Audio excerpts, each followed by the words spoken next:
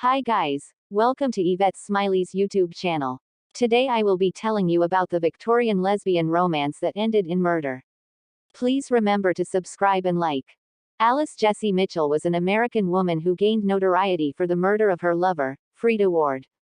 On January 23, 1892, the 19-year-old Mitchell cut the throat of Ward, then 17 years old. Mitchell was subsequently found insane by means of a jury inquisition and placed in a psychiatric hospital until her death in 1898. Alice Mitchell was born in 1872 to George and Isabella Mitchell. Alice was never interested in the toys that young girls were interested in. She was interested in playing on the swing in her yard, and playing both baseball and football. Alice had 4 siblings. Her older brothers Robert and Frank, her eldest sister Maddie and her older sister Addie. She was closest with her brother Frank. Together, they played with marbles and practiced shooting with a rifle. Alice also liked horses and helped take care of her father's horse. Her mother tried to teach her sewing and needlework, but Alice never enjoyed doing this work nor was ever able to learn how. Alice was not interested in boys as a child as most girls her age were. In fact, as she grew older, she was sometimes rude to young men. Alice and Freda met at the Higby School for Young Ladies. They were very open about their relationship. They kissed, hugged, and held hands. This was not considered as homosexual behavior during this period, and intimate female friendships were called chumming in Memphis. However, their relationship was more serious than chumming, and Alice especially had an obsession with Freda. Freda's family left Memphis and moved upriver to Gold Dust, Tennessee. Because Alice and Freda did not live in the same city, they only saw each other occasionally. However, when one of them would make the trip to see the other, they would stay together for weeks at a time. When visiting, the two would share a bed at night. Freda was not as serious about the relationship as Alice was, and was interested in 2 men in addition to Alice. The two dated until Freda's eldest sister and surrogate mother Ada Volkmer forbade Freda to communicate with Alice. Alice had devised a scheme in which she would begin dressing as a man, marry Freda, and both would go to live in St. Louis as husband and wife with Alice as Alvin J. Ward, finding work to support Freda. Freda accepted this proposal. Ada Volkmer discovered their letters, including the proposal, and sent a letter to Alice and to Alice's mother Isabella, telling Alice to stay away from Freda.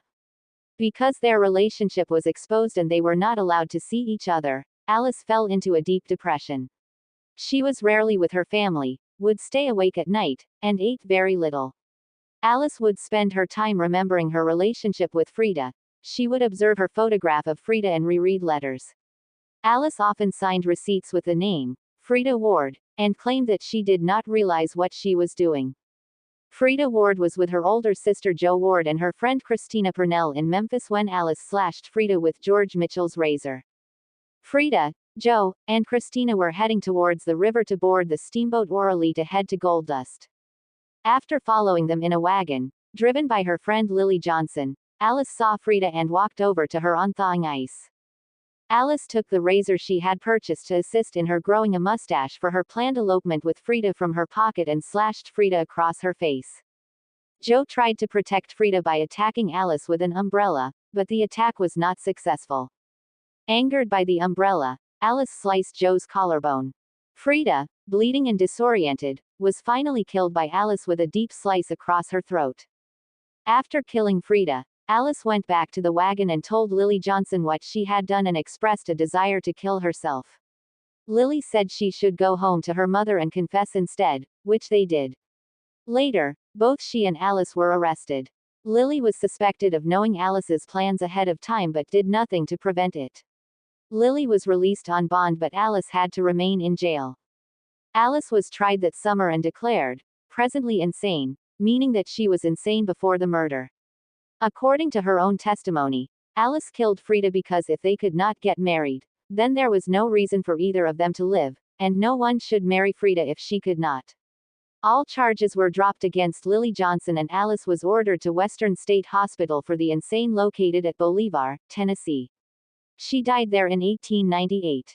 The case, which was exploited by sensationalist press, focused attention on the sexual attachments of women and drew out discussions of lesbianism into the public discourse. The case was headlined as a very unnatural crime across the country.